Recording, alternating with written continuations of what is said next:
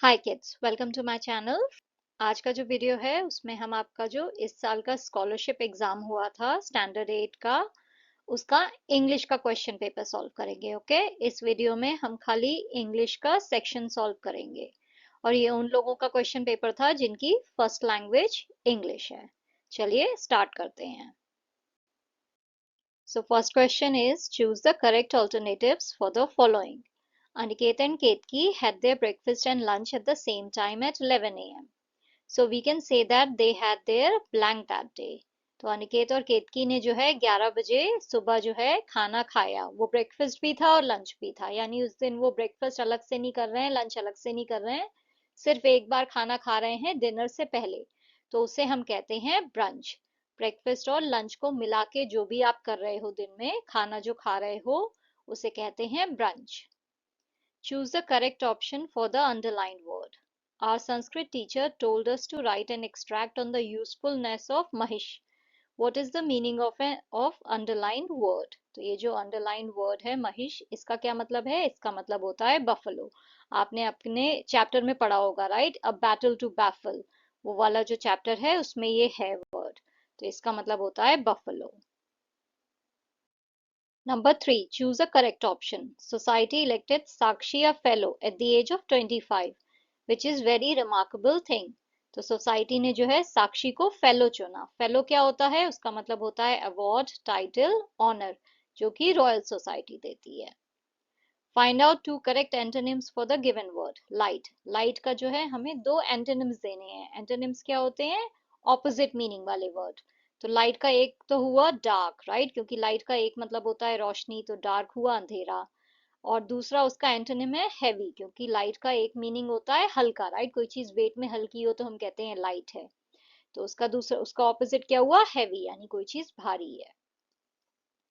Choose two correct alternatives of correct auxiliaries showing permission in the following. You blank go now. तो यहाँ पे हमें permission वाले जो है मोडेल वर्ब्स चुनने हैं। तो कौन से होते हैं? कैन है और मे है, ये दोनों जो है परमिशन बताते हैं। तो यहाँ पे आप कह सकते हो यू कैन गो नाउ या फिर you may go now. Choose the correct sentences by changing it into negative form. तो अगर जो है आपको इसे नेगेटिव फॉर्म में बदलना हो तो कौन सा सेंटेंस जो है वो करेक्ट है? I was doubtful whether it was you. मुझे डाउट था कि ये तुम हो या नहीं हो। तो इसे नेगेटिव में बदलेंगे तो कैसे कहेंगे? I was not sure that it was you. मैं श्योर नहीं थी कि ये तुम हो या नहीं हो। तो ये जो फर्स्ट है ये हमारा करेक्ट आंसर है। Identify the types of sentences by choosing the correct option. तो ये किस टाइप का सेंटेंस है? As it was beginning to rain, we waited there for a while. ये है कॉम्प्लेक्स सेंटेंस। क्यों? क्योंकि यहाँ पे एक इंडिपेंडेंट क्लॉज है we waited there for a while, और एक डिपेंडेंट क्लॉज है as it was beginning to rain. तो जहाँ पे इंडिपेंडेंट क्लॉज और डिपेंडेंट क्लॉज होते हैं साथ में, वो होता है complex sentence. Number 8. Find compound conjunction from the given sentence. I will forgive you on condition that you do not repeat the offense.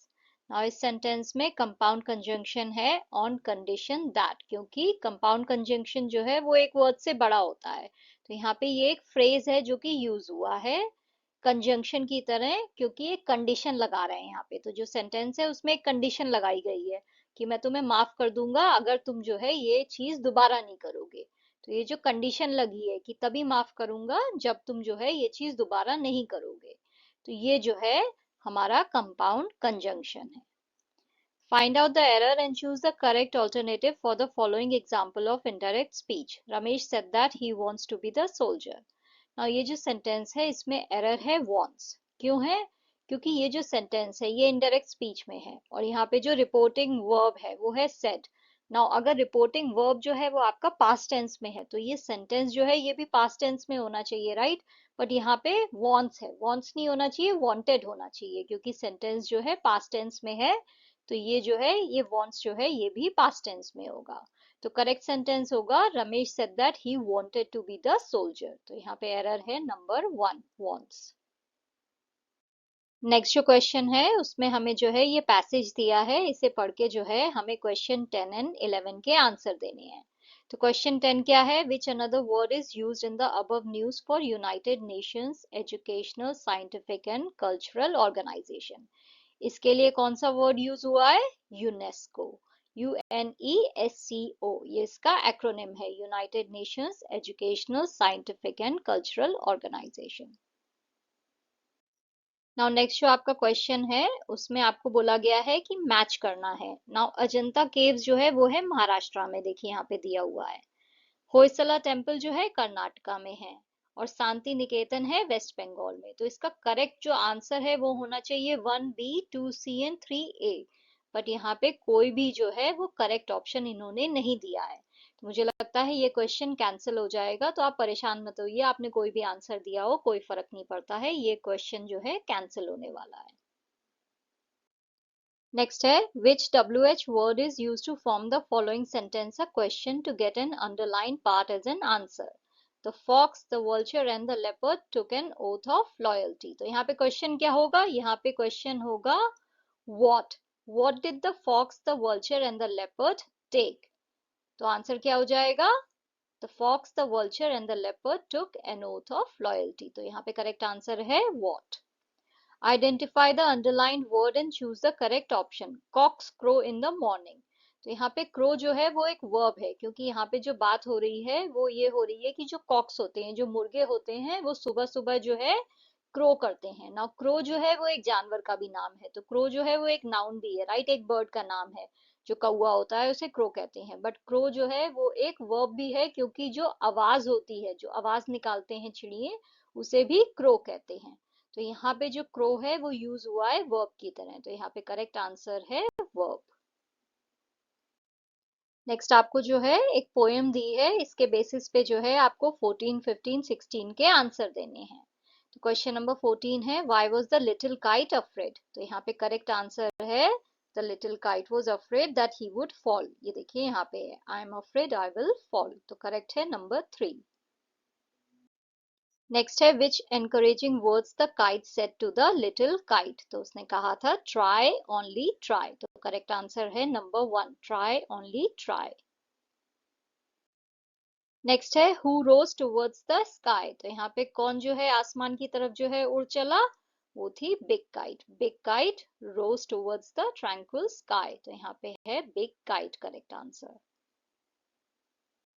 Next question है choose the correct option of word ladder of warm to cold. Now ये जो question है इसका answer मुझे सच में नहीं पता क्या है, मैंने यहाँ पे नंबर 2 कोल्ड कर दिया है, but I am not sure कि ये करेक्ट आंसर है या नहीं है, क्योंकि आपकी जो बुक है उसमें जो वर्ड लैडर की बात हुई है उसमें वर्ड लैडर ऐसे बताया गया है कि आपको इस वर्ड से इस वर्ड तक पहुंचना है, बट बीच में आप जो भी वर्ड्स यूज कर रहे हो उसमें आप सिर्फ एक ही लेटर चेंज कर सकते हो। तो वॉर्म में एक लेटर चेंज करके मैंने वॉर्ड बना दिया, वॉर्ड में जो है एक लेटर चेंज करके मैंने डब्ल्यू की जगह सी कर दिया तो कार्ड, कार्ड में जो है एक लेटर चेंज करा मैंने एक ही जगह ओ कर दिया कॉर्ड हो गया। ना कॉर्ड में जो है मैंने एक लेटर चेंज करा आर की जगह एल कर दिया तो कोल्ड आ गया। तो जो करेक्ट वर्ड लैडर है वो ऐसे बनेगा, बट मुझे नहीं पता यहाँ पे इनमें से कोई भी ऑप्शन जो है ऐसा नहीं है, तो आई रियली डोंट नो कि एग्जैक्टली ये क्वेश्चन जो है इसका मतलब क्या है। अगर आपको समझा हो तो प्लीज मुझे कमेंट्स में बताइएगा। Number 18, find out the odd man out from the given sentences regarding the parts of speech. तो यहाँ पे ये जो आपको सेंटेंसेस दिए हैं इसमें आपको ऑड वन आउट जो है वो बताना है। और यहाँ पे जो है जो करेक्ट आंसर है वो है number 3, we must love good and hate ill. ऐसा क्यों है? क्योंकि अब ये बाकी सारे जो भी सेंटेंसेस है अगर आप देखोगे तो उसमें जो है नाउन्स का यूज ज्यादा हो रहा है। Life, bed of roses, red roses की बात हो रही है, लाइफ की बात हो रही है, speech is silver, silence is golden, to err is human, to forgive is divine, ये सब जो है नाउन्स की बात कर रहे हैं। यही एक लौता सेंटेंस है जिसमें वर्ब्स और एडजेक्टिव्स की बात हो रही है। We must love good and hate ill, तो यहाँ पे जो है हमें प्यार करना चाहिए अच्छाई से और बुराई से जो है नफरत करनी चाहिए। तो ये जो प्यार करना है और ये जो नफरत करना है ये वर्ब्स हैं, राइट। तो यही एक लौता सेंटेंस है जिसमें वर्ब्स और एडजेक्टिव्स का यूज हुआ है, बाकी सारे जो सेंटेंस हैं वो मेनली जो है नाउन पे फोकस कर रहे हैं। तो मेरे हिसाब से इसका करेक्ट आंसर है number 3। Number 19, choose the correct alternative for the underlined word. Rutu was ill, so she sent a message to her class teacher. The class teacher replied, "Take care," which short form she might use for the underlined word. तो take care को अगर आपको short form में लिखना हो तो कैसे लिखते हैं? हम सब लोग मैसेज पे लिखते हैं, राइट? व्हाट्सएप में क्या लिखते हैं हम? TC. TC का मतलब होता है take care. नेक्स्ट है choose the correct option to complete the slogan. Blank today, blank tomorrow, तो इसका करेक्ट होगा लर्नर्स टुडे, लीडर्स टुमारो। आज जो है हम चीजें सीखेंगे और कल जो है हम लीडर बनेंगे। तो अगर आज हम सीखेंगे तभी हम कल लीडर बन पाएंगे।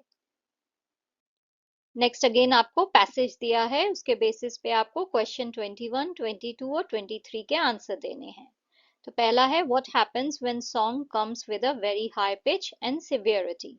तो क्या होता है? It can be irritating. देखिए यहाँ पे हो सकता है it can be irritating when it comes with a very high pitch and severity. So correct answer is number 2. Next है choose the correct alternative to complete the web. Noise mainly occurs in cities due to. तो जो cities है उसमें noise जो है mainly किस कारण से होती है? तो एक तो है constant blowing of horns, दूसरा है use of loudspeakers. देखिए यहाँ पे दिया हुआ है Noise mainly occurs in cities due to constant blowing of horns of the vehicles and use of loudspeakers in public places. तो ये जो है इसका करेक्ट आंसर है नंबर 3, वो यहाँ पे आएगा। What is the noise level in commercial areas during the daytime? तो इसका करेक्ट आंसर है over 100। देखिए यहाँ लास्ट लाइन में है over 100 decibels। नेक्स्ट अगेन आपको पैसेज दिया है जिसके बेसिस पे 24 एंड 25 का आंसर देना है। तो क्वेश्चन नंबर 24 है who discuss on various issues in G20 summit. कौन डिस्कस करता है इश्यूज? लीडर्स करते हैं। देखिए यहाँ पे दिया हुआ है ये जो है ये एनुअल गैदरिंग है लीडर्स की। Why was the G20 established? Choose two correct options. क्यों establish किया गया था इसे? इसलिए किया गया था for the global economic cooperation and geopolitical stability. तो number 1 and number 4 are the correct answer. G20 जो है वो 20 कंट्रीज हैं दुनिया की जिनका संगठन है, उनका ग्रुप है जिसको जो है इस मोटिव से जो है फॉर्म किया गया था, global economic cooperation and geopolitical stability. Thank you for watching. If you liked the video, please like, share and subscribe the channel. Thank you.